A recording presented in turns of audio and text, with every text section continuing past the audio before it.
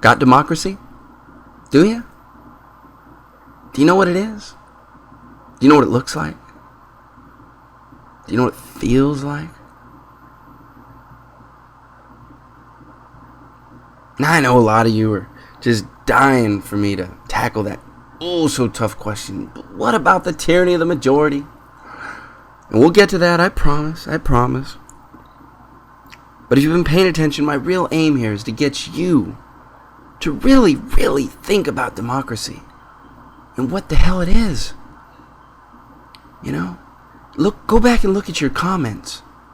So many of you, knee-jerk reaction, voting, reforms, governments. And you can go to any number of websites that talk about checks and balances. You know, that need to water it down, right? Because if you're like me and you went to school in the United States, it's interesting because the love of democracy is just so ingrained in our culture, in our collective psyche, if you will, right?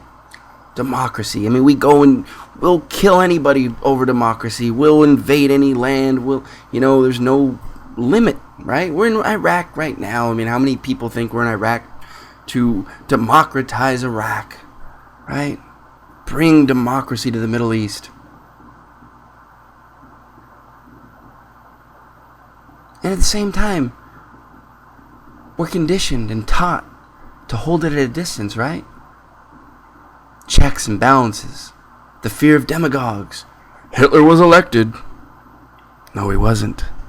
Hitler wasn't elected. Hitler wasn't elected. Repeat that to all your friends, please. So you might want to ask yourself, why the need to water it down? Why the need to have someone else make decisions for me? As we have in this system where we basically ratify the decisions that are made for us. So again, what is democracy? Let me tell you what it is. Democracy is you having a say in things in direct proportion to how they affect you. That's democracy. Not watered down. Just democracy. Direct, pure, beautiful. You having a say in things in direct proportion to how they affect you. You really need to think about that. That's not electing Joe Congressman who you've never met and don't know a thing about to go make decisions for you about matters you don't know anything about. It's you having a say in things in proportion to how they affect you. How might that look? Do you have democracy now? Take a look at your life. Strip away all the labels. No anarchists, no socialists, no capitalists, no Democrats, Republicans. Just you. How democratic is your job? Do you have a say in things in proportion to how they affect you? When it's time to let you go. When it's time to put you on that dreaded unemployment list that so many Americans are on right now. Do you have a say in the matter? Do you have a say in the matter of how the company is ran? What's produced? How it's produced?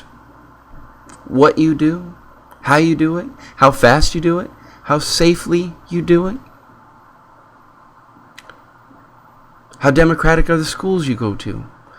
The institutions you belong to? The groups you belong to? The neighborhood you live in? Do you have a say in how crime is dealt with in your community? Do you have a say in what is considered criminal behavior? How much of a say do you have in how clean the drinking water is that comes out of your tap, or the air you breathe, or how fast people drive down your street, whether they drive at all? How much of a say do you have in any of these things that affect you? And if you don't, who's making these decisions for you? Is it a tyranny of a majority? Or is it a small minority of people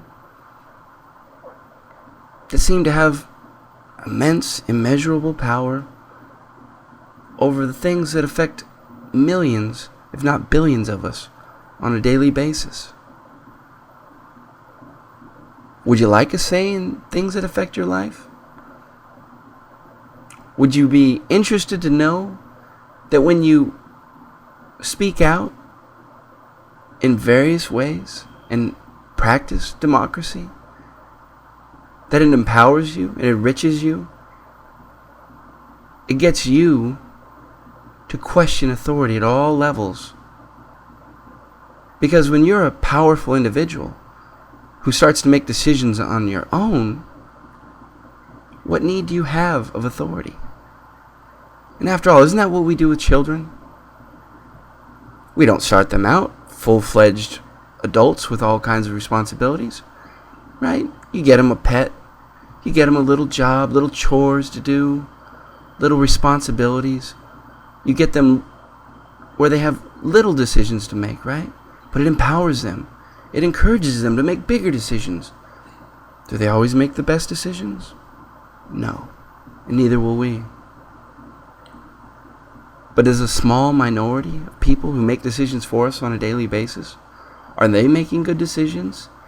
Historically, have they made good decisions?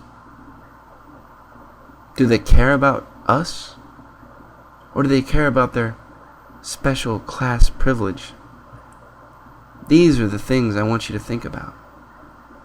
And I really, really want you to think about democracy. What it looks like. What it might feel like. And I'd urge you all to make the groups that you belong to, the decisions that you make, as democratic as possible. What does it feel like? Instead of having some guy at the head of the meeting deciding everything, what does it feel like to collectively come together and make a decision? For you to have your say in the matter. Got democracy? Step right up, folks! Anarchy for sale!